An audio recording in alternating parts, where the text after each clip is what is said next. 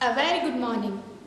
हम पढ़ रहे थे 12th class chemistry halogen derivatives. हमने पिछले जो रिएक्शंस थी उनमें हैलोजन डेरिवेटिव्स बनाने की विधियां पढ़ ली थी, अल्कोहल से, हेलो हाइड्रोकार्बन से, हैलोजन विनिमय विधि द्वारा। आज हम पढ़ेंगे हुंस-डीकर अभिक्रिया। हुंस-डीकर अभिक्रिया होती क्या है? इसमें क्या होता है कि जो हमारा सिल्वर जो लवण होते हैं उनकी अभिक्रिया ब्रोमीन वाटर से कार्बन टेट्राक्लोराइड की उपस्थिति में करवाते हैं, जिससे हमें RBr मतलब एल्किल हैलाइड प्राप्त होता है। हुआ क्या, ये जो Ag है वो Br के साथ निकल जाता है और यहाँ से जो ये कार्बन डाइऑक्साइड है वो यहाँ पे निकल जाती है और ये जो R है वो इस Br के साथ रिएक्ट करके बना लेता है। यहाँ पे हम जो ये कार्बन टेट्राक्लोराइड ले रहे हैं ये केवल एक विलायक का काम करेगा, एक मीडियम का काम करेगा। इसी तरह से ये है 1 डिग्री एमीन, ये है प्राथमिक एमीन।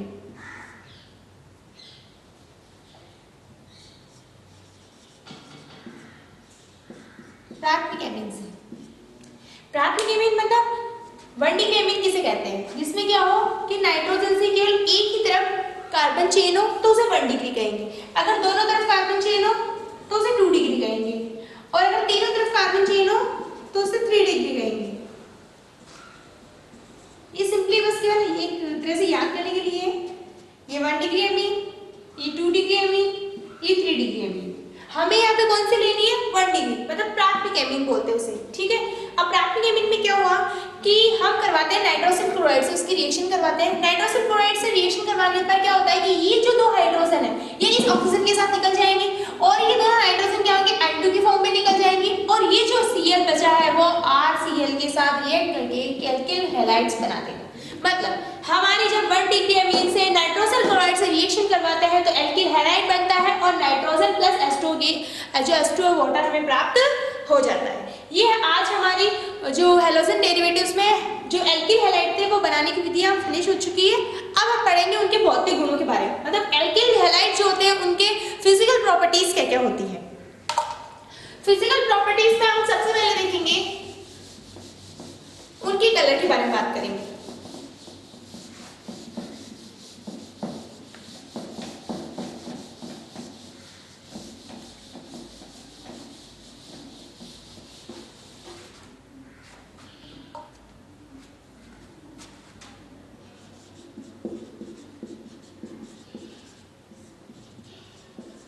सभी एल्किल हैलाइड क्या होते हैं?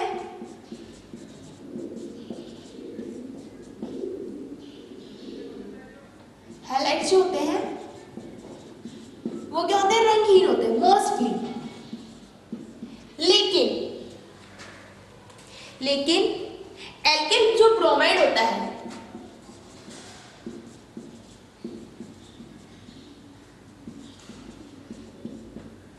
वो ब्रोमीन कलर का होता है। सॉरी, एल्किल जो ब्रोमाइड होता है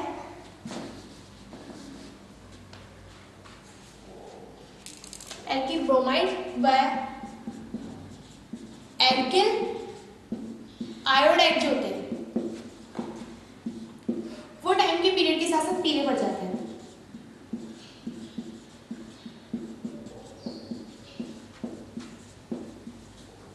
ठीक है। दूसरा कैरेक्टर हम बात करेंगे विलेयता के बारे में। विलेयता, अब विलेयता में होता क्या है कि इनके बीच में बॉन्ड किस होता है? हमें पता है पोलर कोवलेंट बॉन्ड होता है, ध्रुवीय सहसंयोजक बंध। ध्रुवीय सहसंयोजक बन पाया जाता है तो क्या होगा? इसमें पार्शियली नेगेटिव, इसमें पार्शियली पॉजिटिव होगा। तो हमने पढ़ा कि ये जो होते हैं जल में घुलनशील नहीं होते,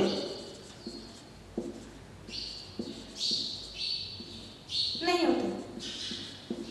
यही इनको अल्कोहल और ईथर में मिक्स किया जाए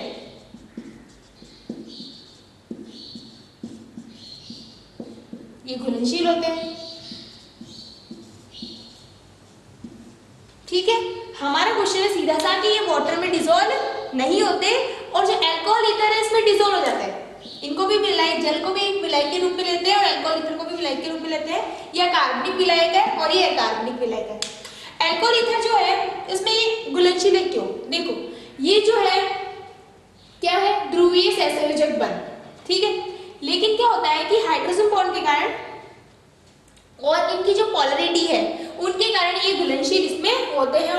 घुलनशील नहीं होते हैं। ठीक है, इसी तरह से ये बेंजीन में भी घुलनशील होते हैं। नेक्स्ट पॉइंट हम बात करते हैं इनकी अवस्था के बारे में। कहने का मतलब है कि जो है हमारे एल्किल हैलाइड होते हैं, एल्किल ब्रोमाइड, एल्किल क्लोराइड और एल्किल क्लोराइड और एल्किल ब्रोमाइड, ये जो होते हैं मोस्टली ये गैसीय अवस्था में पाए जाते हैं।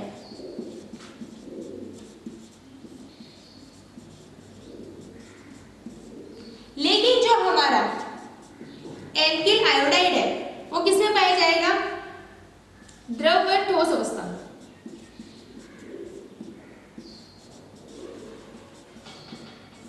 एक बात और, जैसे जैसे अणुभार बढ़ता जाता है वैसे वैसे हमें जो पदार्थ है वो द्रव और ठोस अवस्था में प्राप्त होने लग जाते हैं। ये मोस्टली हाइड्रोकार्बन्स में होता है और ये हैलाइड्स के साथ भी पाया जाता है। अब हम कह रहे हैं कि ज्वाला प्रक्षेपण, ज्वाला प्रक्षेपण के साथ क्या होता है कि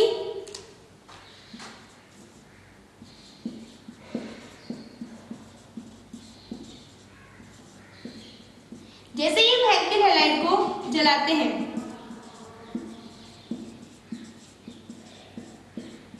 तो वो हरी ज्वाला के साथ जलते हैं।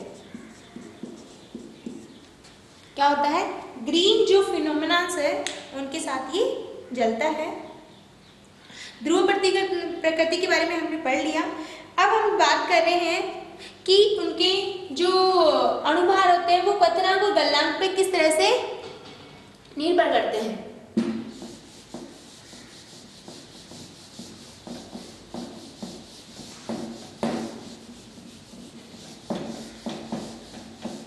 सीधी सी बात है, अणुभार की बात होगी पहले कि जिस तरह से अणुभार बढ़ता है, ये सीधा सा कॉन्सेप्ट है जो कई जगह लगता है हमारा कि अणुभार बढ़ने पर क्वथनांक में वृद्धि होती है। कारण क्योंकि जो वान डेर वाल फोर्सेस है ऊपर से नीचे आने पर वान डेर वाल फोर्सेस बढ़ जाता है और वान डेर वाल फोर्स बढ़ने के कारण उनके क्वथनांक भी बढ़ जाते हैं। कहने मतलब सीधी सी बात हम करें इसकी करते चलो।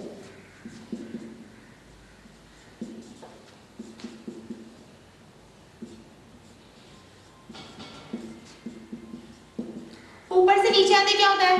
अणुभार में वृद्धि, अणुभार में वृद्धि तो क्वथनांक में वृद्धि। कारण क्योंकि वान डेर वाल फोर्सेस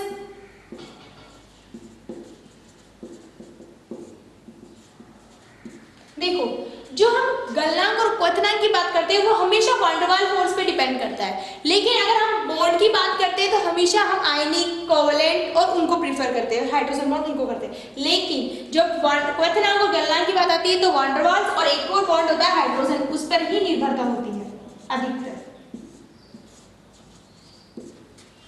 ठीक है, अब नेक्स्ट हम बात करते हैं शाखित अशाखित। शाखित और अशाखित ये किसका ऑर्डर है?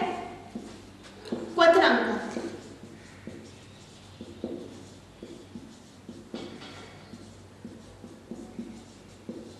ठीक है, शाखित व अशाखित।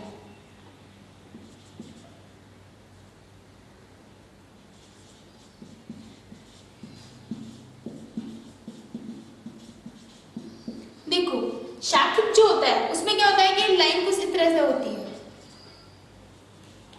और अशाखित में क्या होता है, ये हम जैसे सपोज हम ये ले लें,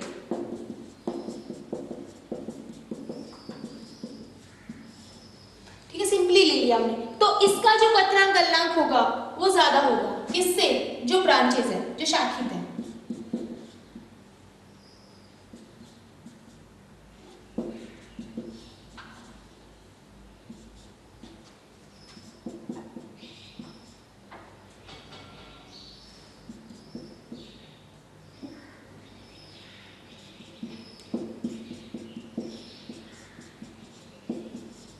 सीधी सी बात है, क्यों? क्योंकि यहाँ पे जो उनका पृष्ठीय क्षेत्रफल है वो ज्यादा है, तो दूसरे अणु से उनका बल होगा, आकर्षण बल होगा, वो ज्यादा होगा। ये हम यहाँ पे क्वथनांक की ही बात कर रहे हैं। यहाँ पे जो एक अंक दूसरे अंक से होगा वो क्या होगा, ज्यादा टच में आएंगे तो ज्यादा आकर्षण बल होगा। लेकिन ब्रांचिंग होने के कारण उनमें क्या होगा, उनमें गैप आ जाएगा। जैसे इस तरह से हम देख सकते हैं, अब आपके पास दूसरा अंक आएगा तो वो पूरी तरह से इसके पास में नहीं आ सकता, आकर्षण बल नहीं हो सकता। तो इसी तरह से अशाखित का क्या होता है, क्वथनांक ज्यादा होता है और शाखित का कम होता है। जितनी ज्यादा ब्रांचिंग होगी उतना ज्यादा क्वथनांक कम होता जाएगा।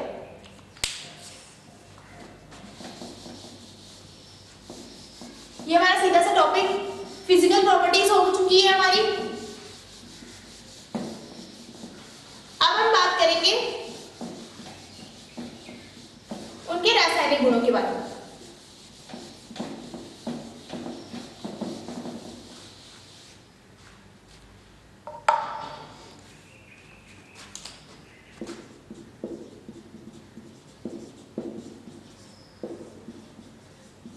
रासायनिक गुण, केमिकल प्रॉपर्टीज। केमिकल प्रॉपर्टीज में हम क्या करते हैं, हैलोजन डेरिवेटिव। हैलोजन डेरिवेटिव भी हम क्या पढ़ रहे हैं, एल्किल हैलाइड पढ़ रहे हैं। हम उन्हीं की बात करेंगे अभी केवल। तो एल्किल हैलाइड की जो केमिकल प्रॉपर्टीज है उसमें क्या क्या आता है, फर्स्ट पॉइंट क्या आता है,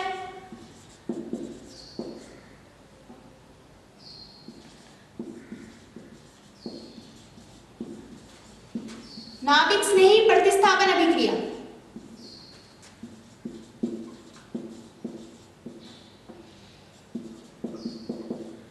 नाभिक स्नेही प्रतिस्थापन अभिक्रिया है। और सेकंड कौन सी है, विलोपन। थर्ड कौन सी है, धातुओं से अभिक्रिया।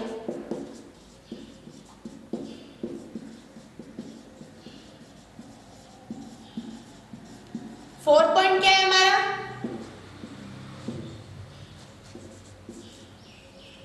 अपचयन अभिक्रिया।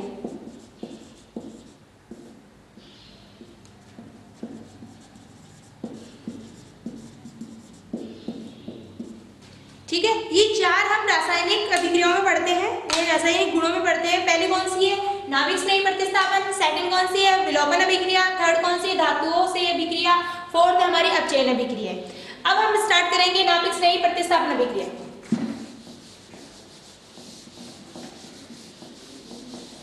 नाभिक स्नेही प्रतिस्थापन अभिक्रिया। नाभिक स्नेही किसे कहते हैं, पहले हमें ये याद रखना चाहिए। देखो सिंपली रिवीजन कर लेते हैं हम केवल कि नाभिक स्नेही किसे कहते हैं। नाभिक स्नेही मतलब जिसमें ऋणावेशित हो, ऋणावेशित जो होते हैं आयन, उनको हम नाभिक स्नेही बोलते हैं। कारण क्योंकि उनके पास इलेक्ट्रॉन की अधिकता होती है।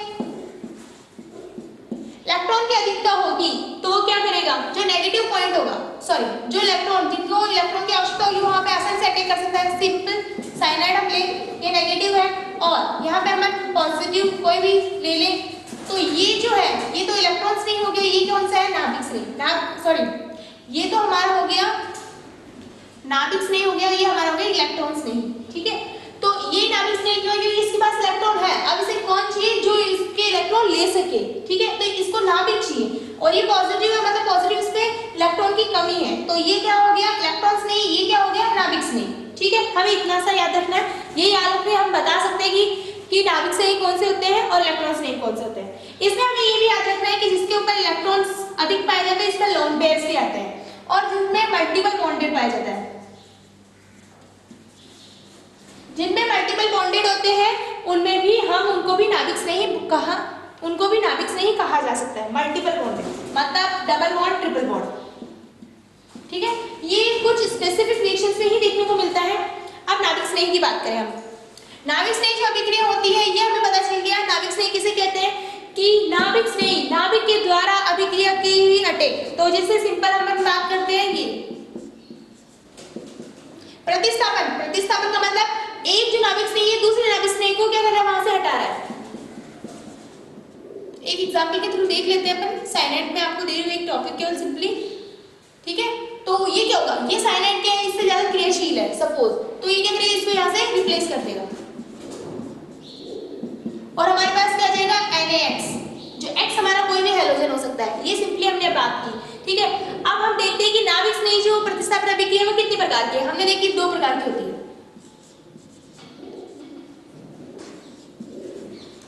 SN और SN2